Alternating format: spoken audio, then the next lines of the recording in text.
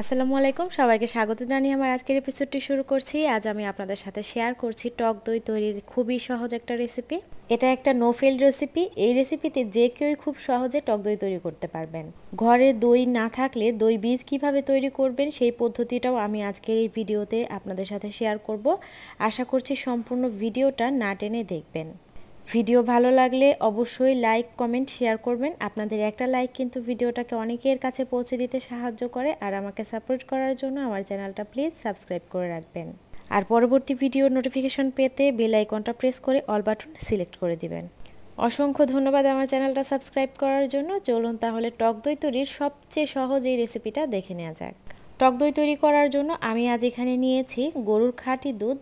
দুধটাকে আমি খুব ভালোভাবে ফুটিয়ে জাল করে নিয়েছিলাম। আর জাল করে নেওয়ার পর এখানে অনেকক্ষণ হয়ে গিয়েছে, এখন দুধটা একটু ঠান্ডা হয়ে গিয়েছে। দুধটাকে আমি এখন চুলায় বসিয়ে আবারও একটু হালকা গরম করে নিচ্ছি। দুধ যদি পাতলা থাকে তাহলে অবশ্যই দুধটাকে যখন ফুটানো হয়েছে তখন একটু ঘন করে জাল করে নিতে হবে। অতিরিক্ত পাতলা দুধের টক দই কিন্তু বেশি পাতলা হয়, জমতে চায় না, অনেক পানি ছাড়ে। আর হাতের কাছে যদি খাঁটি গরুর দুধ না থাকে তাহলে আপনারা ফার্ম ফ্রেশের যে দুধটা পাওয়া যায় লিকুইড পাস্তুরিত, সেই দুধটাও ব্যবহার করতে পারেন।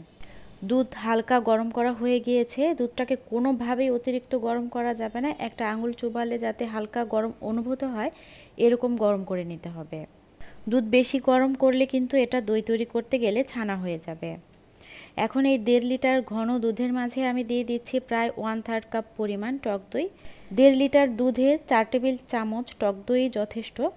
আপনারা চেষ্টা করবেন টক দইটা আগে পানি ছেঁকে নিতে, তাহলে দই থেকেও পানিটা একটু কম ওঠে। আর এই দইটাকে একটু ফেটে নিলে আগে থেকে ভালো হয়। আমি যেহেতু ফেটে নিইনি তাই এটাকে দুধের মাঝে খুব ভালো করে ফেটিয়ে মিশিয়ে নিতে হবে। চামচের সাহায্যে নেড়ে মিশালে হয়তো বা টক দইয়ের দলাটা ভাঙবে না, এজন্য আমি এটা ভালোভাবে মিক্স করার জন্য এখানে একটা ডাল ঘুটনি ব্যবহার করছি। আপনারা চাইলে হ্যান্ড হুইস্কও ব্যবহার করতে পারেন। আর টক দইটা যদি আগে থেকে খুব ভালোভাবে ফেটিয়ে নিয়ে তারপর দুধের সাথে মিশান তাহলে চামচ দিয়ে নাড়লে এটা মিক্স হয়ে যাবে। তবে আবারও বলছি, দুধটাকে আপনারা একটু ঘন করে জাল করে নিয়ে তারপর এটাকে কুসুম গরম অবস্থায় টক দই মিশাবেন। অতিরিক্ত গরম অবস্থায় টক দই মিশালে কিন্তু দুধটা ছানা হয়ে যাবে। এখন চাইলে এই পাত্রেও দইটাকে হতে দেয়া যায়, কিন্তু আমি অন্য কয়েকটা পাত্রের মাঝে এই দইয়ের মিশ্রণটাকে ঢেলে নিচ্ছি দই বানানোর জন্য।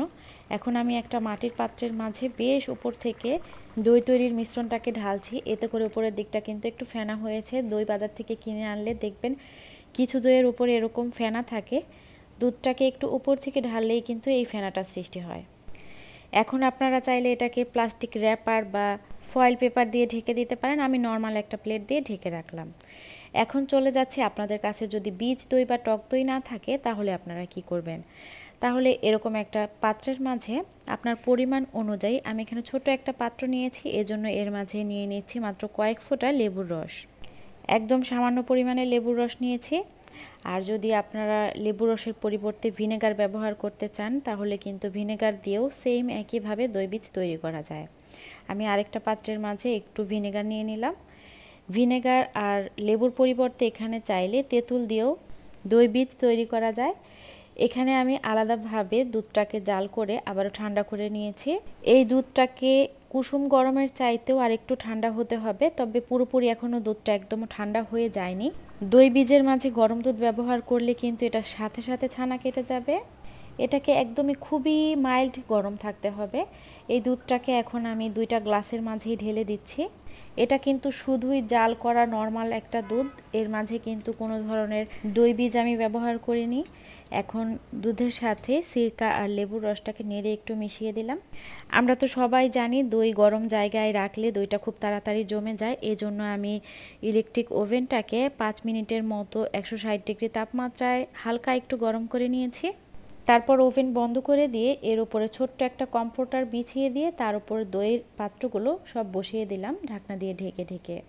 এখন এই কমফোর্টারটা দিয়ে আমি ওপরের দিকটাও খুব ভালোভাবে কভার করে দিচ্ছি। এই কাজটা কিন্তু আপনারা চাইলে কাঁথা, কম্বল, যে কোনো ধরনের মোটা কাপড়, টাওয়াল দিয়ে করতে পারেন। আর ওভেনের মাঝে রাখতে না চাইলে যে কোনো বড় ধরনের পাতিল বা চুলার পাশে এমনিতেও কম্বল, কাঁথা এগুলো দিয়ে ঢেকে দইয়ের পাত্রগুলো রেখে দিতে পারেন। আমি প্রায় 5.5 ঘন্টা এই দইয়ের পাত্রগুলোকে এভাবে হালকা গরম ওভেনের মাঝে রেখে দিয়েছি জমাট বাঁধার জন্য। এভাবে সনাতন পদ্ধতিতে তৈরি করলে দই জমাট বাঁধতে নর্মালি 4 থেকে 6 ঘন্টা লাগে। এখন আমি আপনাদের এক এক করে সবগুলো দইয়ের অবস্থা দেখিয়ে দিচ্ছি। এই দইটা আমি ঢাকনা দিয়ে ঢাকার কারণে ঢাকনাটা একটু ঘেমেছে, সেই ঘামটাই দইয়ের মাঝে পড়ার কারণে হালকা একটু পানি দেখা যাচ্ছে। এছাড়া কিন্তু দই থেকে আর কোনো পানি উঠে আসেনি, দইটা খুব সুন্দরভাবে জমাট বেঁধে গিয়েছে। দই যে মাটির পাত্রেই পাততে হবে এমন কোনো কথা কিন্তু নেই। দেখুন আমার এই মাটির পাত্রের দইটা যেমন জমেছে তার চেয়েও আরও বেশি সুন্দরভাবে কিন্তু আমার এই প্লাস্টিকের পাত্রের দইটা জমাট বেঁধেছে। একই মিশ্রণ দিয়ে কিন্তু আমি দুইটা পাত্রের মাঝে দই পেতেছিলাম। দেখুন এটা কতটা সুন্দরভাবে জমাট বেঁধেছে, কোনো ধরনের পানি উঠে আসেনি।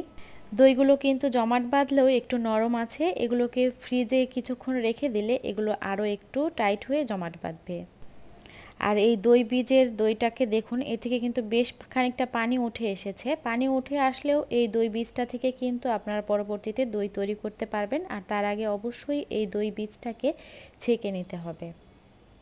আমি দইগুলোকে খুব বেশি সময় ধরে ফ্রিজে রাখতে পারিনি, কিছুক্ষণ সময় ফ্রিজে রাখার পরে আপনাদের দইগুলোর অবস্থা আমি দেখিয়ে দিচ্ছি। এভাবে দই তৈরি করলে কিন্তু দই পারফেক্ট হবে, এটার স্বাদ গন্ধ কোনো অংশেই কেনা দই থেকে কম না। আর টক দইয়ের পুষ্টিগুণ সম্পর্কে তো আমরা সবাই জানি, টক দই কিন্তু অনেক ধরনের ড্রিঙ্কস তৈরিতে কাজে লাগে। সামনেই রমজান মাস আসছে, মাঠা বোরহানি লাচ্ছি সহ বিভিন্ন ধরনের ড্রিঙ্কস তৈরিতে এই টক দই কিন্তু না হলেই নয়। তাই আজই বেশি করে টক দই বানিয়ে ডিপ ফ্রিজে সংরক্ষণ করে রেখে দিতে পারেন। আরেকটা কথা না বললেই নয়, টক দই কেটে রাখার পর কিন্তু দইটা থেকে একটু পানি উঠে আসবে, সেটা আপনার যত ভালো মানের দই হোক না কেন, আপনি যে দোকান থেকেই কিনে আনেন না কেন। দই পারফেক্ট হয়েছে কিনা সেটা দই কাটার সময় বোঝা যায়, আর এটার সুঘ্রাণ থেকেও বোঝা যায়। আর মুখে দিলে তো বুঝতেই পারবেন দইটা কতটা পারফেক্ট হয়েছে। এখনও পর্যন্ত এই দইয়ের মাঝে কোনো ধরনের পানি কিন্তু নেই। ঢাকনার মাঝে যে ঘামটুকু জমেছিল সেই ঘাম থেকে একটু পানি পড়েছে। তবে এই দইটা কাটার পরে এ থেকে সামান্য পরিমাণে পানি উঠে আসবে। দেখতেই পাচ্ছেন যে দইটা আমি কেটেছি তা থেকে কিন্তু একটু পানি উঠে এসেছে।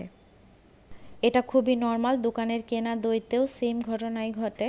আপনারা নিশ্চিন্তে চোখ বন্ধ করে এই পদ্ধতিতে দইটা তৈরি করবেন, ইনশাআল্লাহ দই একদম পারফেক্ট হবে। আর ছোট্ট একটা টিপস হচ্ছে, যে কোনো ধরনের দই তৈরি করতেই দুধটাকে একটু ঘন করে জাল করে নিলে সেই দইটা তাড়াতাড়ি জমাট বাঁধে আর দইটা সুন্দর হয়।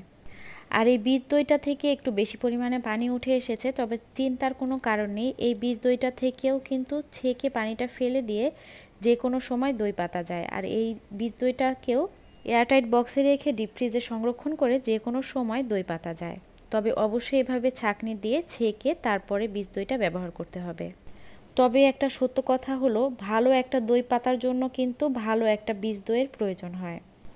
তাই দই পাতার সময় অবশ্যই চেষ্টা করবেন ভালো মানের একটু টক দই আগে ব্যবহার করে নিতে। তারপর আপনি দই তৈরি করে সেই দই থেকেই আবার পরবর্তীতে বীজ ডিপ ফ্রিজে সংরক্ষণ করে রেখে পরবর্তীতে দই পেতে নিতে পারবেন। খুঁটিনাটি টিপস সহ টক দই তৈরির একটা নো ফেল রেসিপি আপনাদের সাথে শেয়ার করেছি। এভাবে টক দই তৈরি করলে আপনারা 100% সফল হবেন ইনশাল্লাহ। আশা করছি ভিডিওটা আপনাদের কাছে অনেক ভালো লেগেছে। ভালো লাগলে লাইক কমেন্ট শেয়ার করবেন। আমার আজকের ভিডিওটা এখানেই শেষ করছি। দেখা হবে ইনশাআল্লাহ পরবর্তী এপিসোডে অন্য কোনো আয়োজন নিয়ে। সে পর্যন্ত ভালো থাকবেন সবাই, আমাদের জন্য দোয়া করবেন। আল্লাহ হাফেজ।